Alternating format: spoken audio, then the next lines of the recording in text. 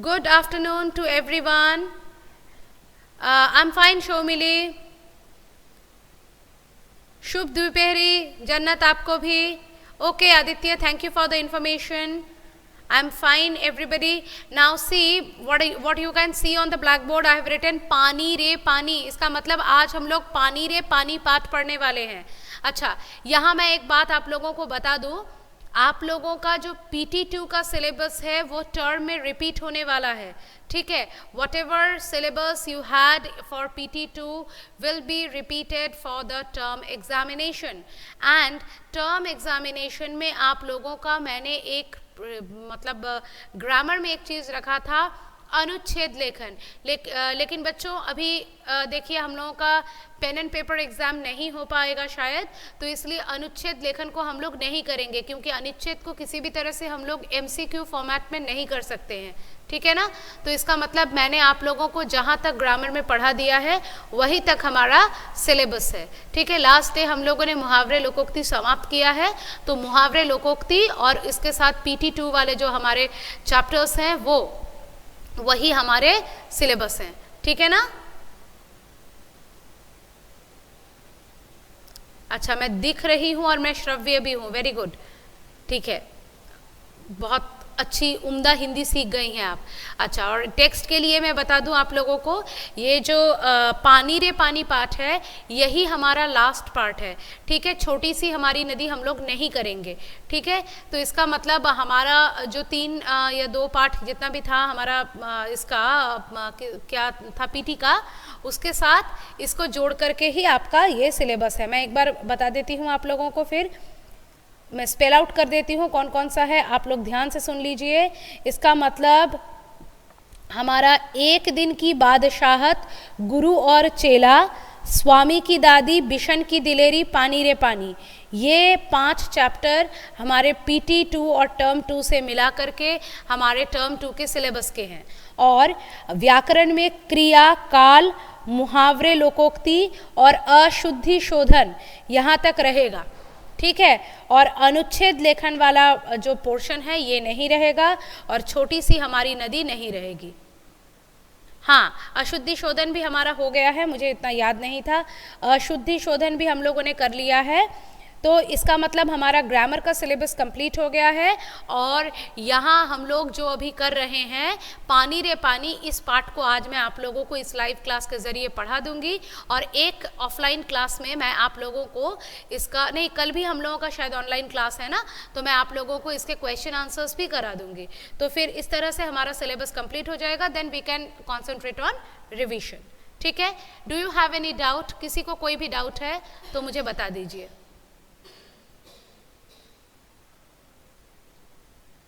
सबने ध्यान से सुन लिया है मैंने क्या कहा है? Do anybody have any doubt? Please tell me. जल्दी जल्दी टाइप करके बता दीजिए बच्चों, किसको कहाँ पे कोई प्रॉब्लम है. Yes, Somojit you have doubt. अच्छा Aditya you have no doubt. Somojit क्या डाउट है? यस बोलने के बजाय जल्दी से टाइप करके बता दीजिए कि क्या है. अच्छा, शोमिली को कोई डाउट नहीं है. बिशन की दिलेरी और स्वामी की दादी के क्वेश्चन आंसर.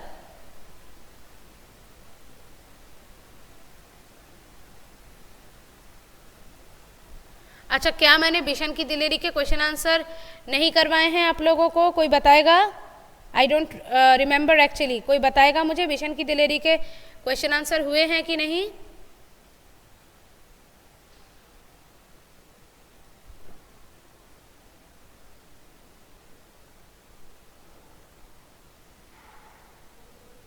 थोड़ा बताइए मुझे, बिशन की दिलेरी के क्वेश्चन आंसर क्या हुए हैं कि नहीं हुए हैं?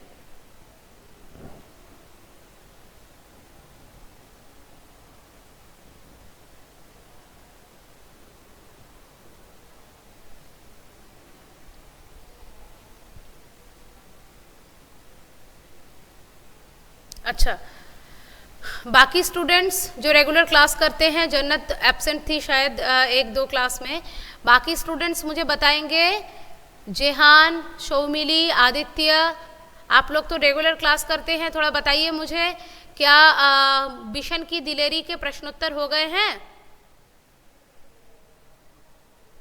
Please guide me somebody. मुझे याद नहीं है बिशन की दिलेरी के प्रश्नोत्तर हुए हैं कि नहीं।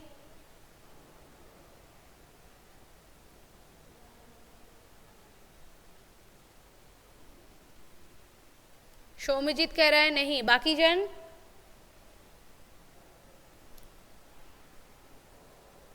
नहीं हुए हैं तो अभी भी वक्त है। मैं आप लोगों को आज नहीं कल लिखवा दूंगी, लेकिन कोई बता सकता है मुझे?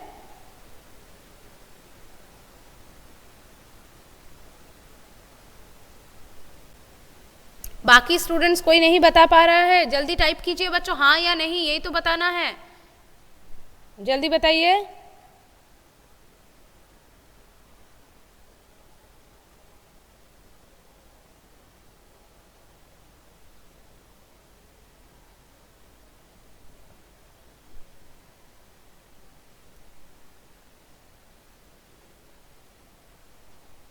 स्वामी के दादी के क्वेश्चन आंसर्स,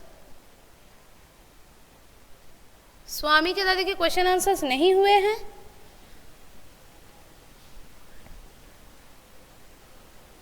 अच्छा,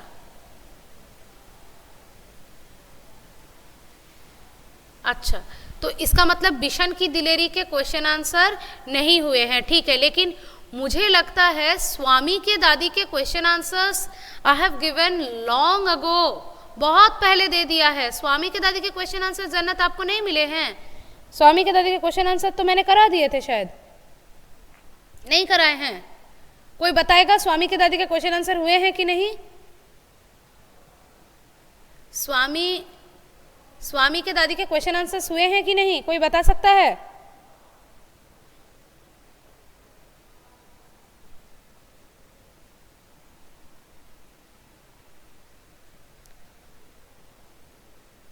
लिखा दिए हैं ना? हाँ, मुझको भी यही लगता है कि स्वामी के दादी तो बहुत पहले पढ़ा चुके हैं, उसके क्वेश्चन आंसर तो मैंने करवा दिए होंगे। स्वामी के दादी के क्वेश्चन आंसर्स दिखा दिए हैं जन्नत बेटा। आप यूट्यूब में प्लेलिस्ट देख लीजिए। अच्छा Krishika, thank you for the information. आप लोग देख लीजिए। हाँ, स्वामी के दादी के क्वेश्चन आंसर्स मैंने लिखा दिए हैं। मुझे भी वो वीडियो ई पोर्टल में अभी मिल चुका है, ई पोर्टल में ऐड किया हुआ है जन्नत, आप ई पोर्टल में जा करके देख लीजिएगा, ठीक है ना। चलिए पानी रे पानी पढ़ते हैं। पानी रे पानी के तो आज पानी रे पानी पढ़ के खत्म करते हैं। कल आप लोगों को बिशन की दिलेरी के क्वेश्चन आंसर लाइव क्लास में करा देंगे, और एक ऑफलाइन क्लास में मैं आप लोगों को पानी रे पानी के क्वेश्चन आंसर्स भी दे दूंगी। तो इसके साथ क्या होगा, हमारा हिंदी का पूरा जो सिलेबस है इस सेशन के लिए वो कंप्लीट हो जाएगा, ठीक है। चलिए अब बिल्कुल भी देरी नहीं करते हैं। ये पानी रे पानी चैप्टर नहीं पढ़ा के मैं आप लोगों को छोटी सी हमारी नदी पढ़ा सकती थी, लेकिन छोटी सी हमारी नदी आप लोग पढ़ लीजिए। अगर कहीं आपको डाउट है तो आप मुझसे पूछ सकते हैं। लेकिन ये चैप्टर पढ़ना हमारे लिए इसलिए ज़रूरी है क्योंकि आजकल जो है हम लोग पानी, उसके बचत, इसके बारे में बहुत ज़्यादा चर्चाएँ करते हैं। हम सभी जानते हैं कि पानी हमारे लिए कितना उपयोगी है। पानी के बिना कुछ भी मुमकिन नहीं है। आप लोगों ने ये कोटेशन तो पढ़ा ही होगा, जल ही जीवन है। तो पानी ही हमारा जीवन है, पानी से ही रूप है। अगर पानी नहीं है तो सब कुछ सूना है। तो इसीलिए इस चैप्टर को मैंने आप लोगों को पढ़ाने के लिए सिलेक्ट किया, जिससे कि आप लोग पानी के इम्पोर्टेंस को जानते तो हैं ही, और अच्छे से समझ जाएं और पानी की बचत करें, ठीक है। चलिए, ये किसी का वीडियो ऑन हो गया था, कंसंट्रेशन लूज हो जाता है students. Please concentrate on this, don't touch anywhere, okay, don't touch the hardware, just listen to the story. कहाँ से आता है हमारा पानी और फिर कहाँ चला जाता है हमारा पानी? हमने कभी इस बारे में कुछ सोचा है? सोचा तो नहीं होगा, शायद इस बारे में पढ़ा ज़रूर है। भूगोल की किताब पढ़ते समय जलचक्र जैसी बातें हमें बताई जाती हैं। एक सुंदर सा चित्र भी होता है इस पाठ के साथ। समुद्र, सूरज, बादल, हवा, धरती, फिर बरसात की बूंदें, और लो फिर बहती हुई एक नदी, उसके किनारे बसा तुम्हारा हमारा घर, गांव या शहर। चित्र के दूसरे भाग में यही नदी हमारे चारों तरफ का पानी लेकर के उसी समुद्र में मिलती दिखाई देती है। चित्र में कुछ तीर भी बने होते हैं। समुद्र से उठी भाप बादल बनकर पानी में बदलती है, और फिर इन तीरों के सहारे जल की यात्रा एक तरफ से शुरू होकर समुद्र में वापस मिल जाती है। जल चक्र पूरा हो जाता है। आप लोगों ने वाटर साइकिल के बारे में तो सुना ही है ना। तो वाटर साइकिल को ही हिंदी में जल चक्र कहा जाता है। तो यहाँ पर बेसिकली ये आप लोगों को बताया गया है कि किस तरह से सूरज की रोशनी को लेकर के जो समुंदर का पानी होता है वो गर्म होती है और हवा के साथ वो ऊपर जाकर बादल फॉर्म करती है, फिर बादल ठंडे हो जाते हैं और बारिश होती है, और इस तरह से पूरा जल चक्र जो है कंप्लीट होता है। बोला है कि पानी कहाँ से आती है और फिर कहाँ चली जाती है, हम लोगों को इसके बारे में नहीं पता है। हम अभी देखिए, आप लोग ये चीज़ें जो है साइंस में पढ़ चुके हैं। ये लोग कह रहे हैं भूगोल की किताब में, भूगोल सब्जेक्ट अभी आप लोगों का नहीं है। हायर क्लासेस में यानी क्लास 6 से ही आप लोगों को एसएससी नामक एक चैप्टर मिलेगा। हाँ, अभी आप लोगों के विज्ञान के पुस्तक में है, लेकिन भूगोल जो है, भूगोल को जियोग्राफी कहते हैं। ज्योग्राफी जो है एसएससी नामक आपका जो मतलब सोशल साइंस नामक आप लोगों का जो बुक होगा उसका एक पार्ट है, ठीक है ना। तो इसमें क्या करना है आप लोगों को, इससे आप लोगों को ये मिलेगा कि किस प्रकार से आप लोग जान पाएंगे कि वाटर जो है इवेपोरेट होता है, इवेपोरेट होने के बाद उसका कंडेंसेशन होता है एंड देन द प्रेसिपिटेशन यानी कि रेनफॉल्स होते हैं, ठीक है ना। तो वही चीज़ बोला जा रहा है कि कैसे ये चीज़ें घटती हैं। यह तो हुई जल चक्र की किताबी बात।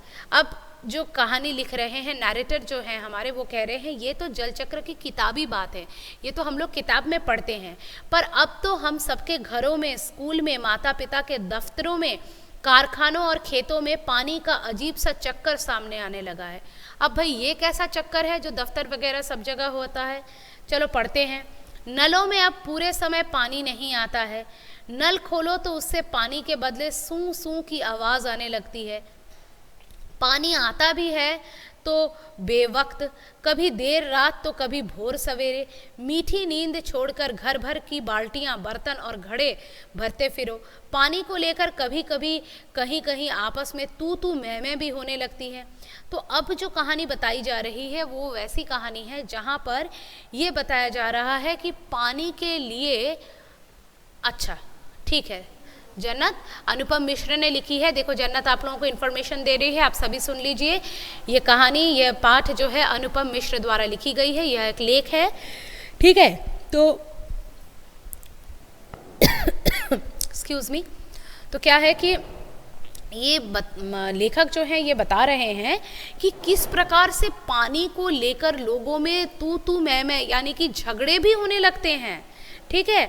मतलब क्या होता है कि ये जो हमारे लोग जिनके घरों में अपने टैंक्स वगैरह नहीं हैं, उन लोगों को म्यूनिसिपैलिटी के नल के ऊपर भरोसा करना पड़ता है, और वहाँ पर हमेशा पानी नहीं आती है। जिस वक्त पानी नहीं रहता है वहाँ पर विंड के कारण एक साउंड आने लगता है, एक विस्लिंग सा साउंड आने लगता है। अच्छा ठीक है, मुझे पता चल गया है कि एक कहानी अनुपम मिश्र ने लिखी है। अब सब कोई उसी को टाइप करके आप लोग टाइम बर्बाद कर रहे हैं और मैं जो पढ़ा रही हूँ उसको मिस कर रहे हैं। I am really getting annoyed on this. Please students concentrate. जो पढ़ा रही हूँ उसको सुनिए। एक जन ने बता दिया है, मैंने सबके लिए अनाउंस कर दिया है, आगे इस विषय पर और चर्चा नहीं होगी। कोई और बात है तो आप लोग ज़रूर बताइए। No repetition. म्यूनिसिपैलिटी का नल मतलब, हाँ ऐसे क्वेश्चन पूछिए जहाँ जो मैं बता पाऊँ। एक चीज़ एक जन ने बता दिया, बाकी जन रिपीट मत कीजिए। सुनिए, तो म्यूनिसिपैलिटी का जो नल होता है इसका मतलब वो होता है हमारी जो नगर पालिका म्यूनिसिपैलिटी है वो नल स्थापित करती है। जो सबके घर में पानी की व्यवस्था नहीं होती है, पानी का कनेक्शन नहीं होता है, अपने सबमर्सिबल टैंक्स नहीं होते हैं, तो उनके लिए म्यूनिसिपैलिटी का नल लगाया जाता है। ये सार्वजनिक होता है, ये सबके लिए होता है, ठीक है। तो कोई भी आके उस नल को यूज़ कर सकता है, लेकिन उस नल में हमेशा पानी नहीं आता है।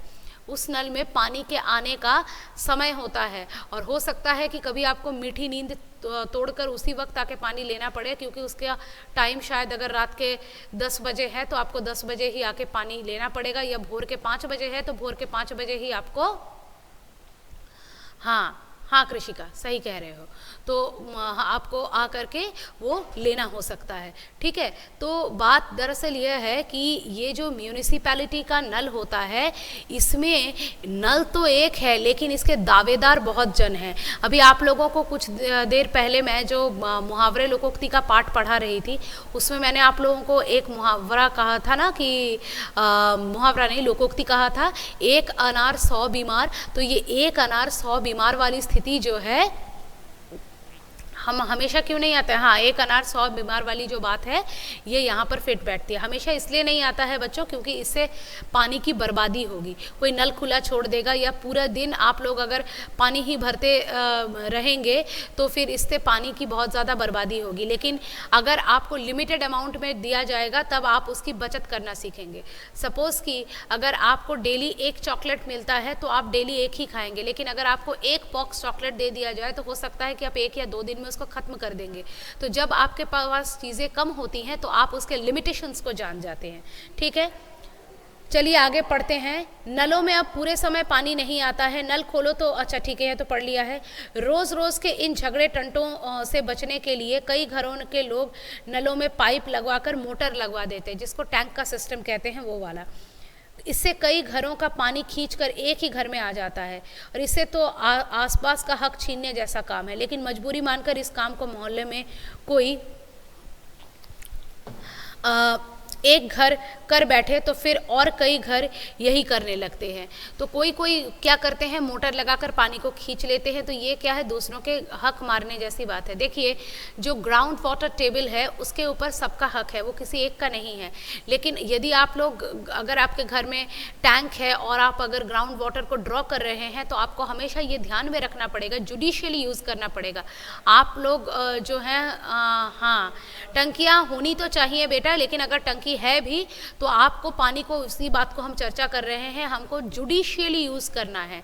हाँ, आपके पास पानी है तो आप कभी भी नल खोल के पानी को पा सकते हैं। ये सुविधा अगर आपको है तो आपको ये जानना है कि दुनिया में कितने लोग हैं जो पानी के लिए तरसते हैं।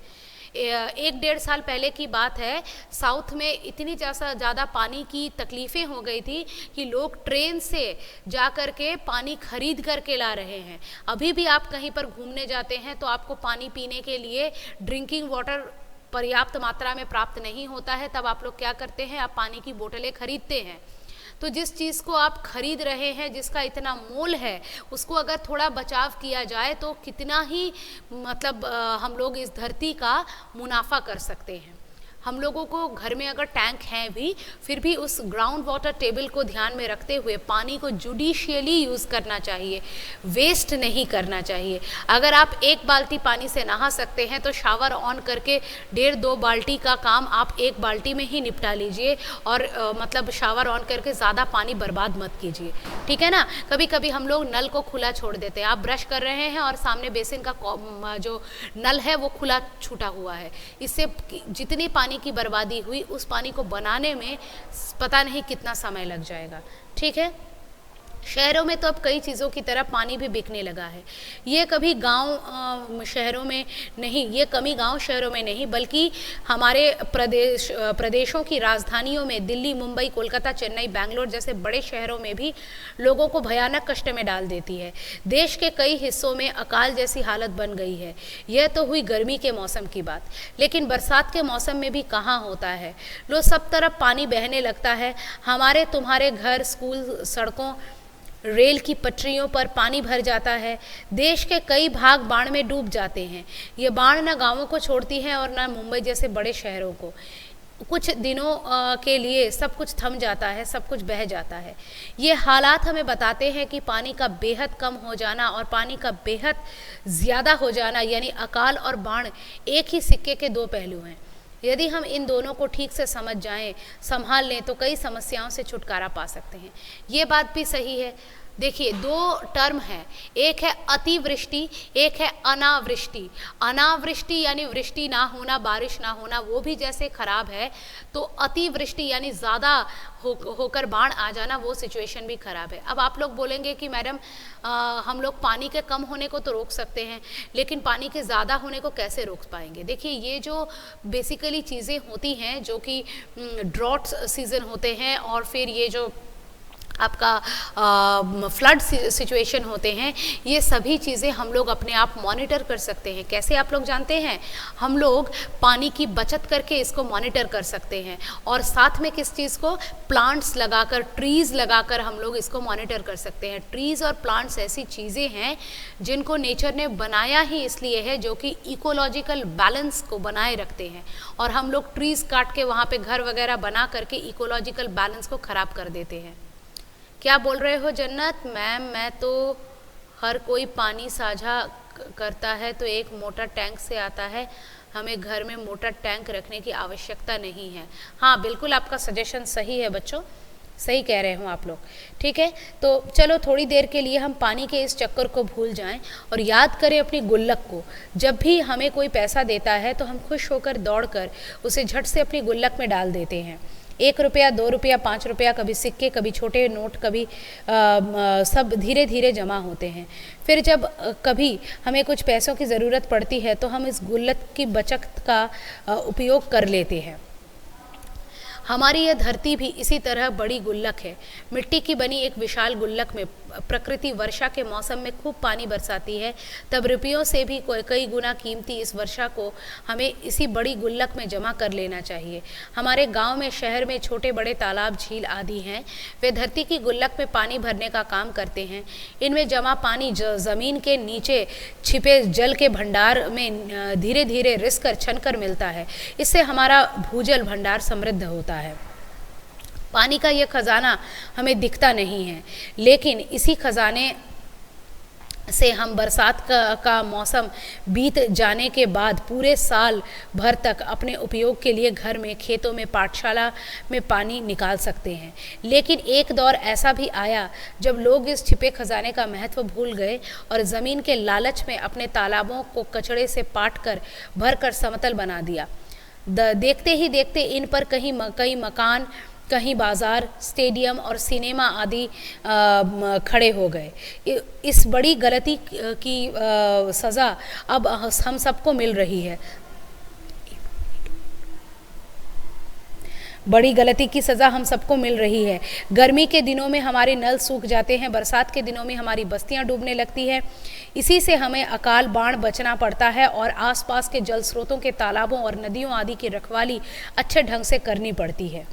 जल चक्र हम ठीक से समझें तो बरसात हो तो थाम लें और अपना भूजल भंडार सुरक्षित करें। अपनी गुल्लक भरते रहें, तभी हमें ज़रूरत के समय पानी की कोई कमी नहीं आएगी। यदि हमने जल चक्र का ठीक उपयोग नहीं किया तो हम पानी के चक्कर में फंसते चले जाएंगे। कितनी अच्छी बात कही गई है, देखिए आप लोग इसको बहुत ध्यान से समझिए। ये जो भूजल है ये कैसे बनता है, एक एग्जाम्पल दे रहा है गुल्लक का। आप सबके पास जो है गुल्लक होती है, पिगी बैंक जिसको कहते हैं। उसमें आपके घर में जो भी आपको आकर के पैसा देता है, आप जो है उसमें जो है पैसा डालते रहते हैं और डालते डालते एक दिन वो गुल्लक फुल हो जाता है। फिर जब भी आपको पैसे की ज़रूरत होती है आप उसको निकाल सकते हैं। तो इसी तरह से आप अगर भूजल यानी कि जो ग्राउंड वाटर है उसको अगर समृद्ध करना चाहते हैं, यानी उसको अगर आप एनहेंस करना चाहते हैं, एनरिच करना चाहते हैं, तो आपको क्या करना होगा, उसमें आपको पानी को भी गुल्लक की तरह ही डाल के रखना पड़ेगा। जैसे कि ये हमारा जो मतलब क्या बोले आप लोगों को, ये धरती अगर हमारी एक गुल्लक है तो इस गुल्लक में अगर आप एक एक ड्रॉप करके पानी जब भी बरसात होगी तब जमा करके रखेंगे तो दिन ऐसा आएगा जब कि ये पानी से पूरी तरह भरा होगा। तो जब सूखे का समय आएगा तो आप वहाँ से पानी निकाल लीजिए और बरसात के समय फिर इसको भर दीजिए। और अगर आप ऐसा नहीं करते हैं, इसके महत्व को भूल जाते हैं, तो फिर एक दिन पानी बिल्कुल नहीं रहेगा और पूरी दुनिया से प्राण जो है वो चला जाएगा। ठीक है ना, कहानी समझ में आ गई है आप लोगों को? अब ज़रा मुझे अटेंडेंस दे दीजिए students. Give me your attendance please.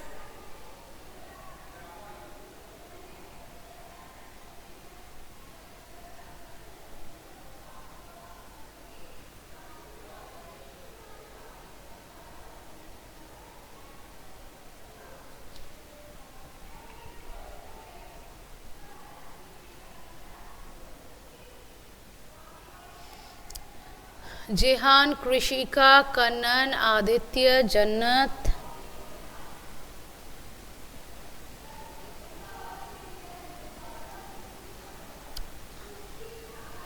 शौमिली,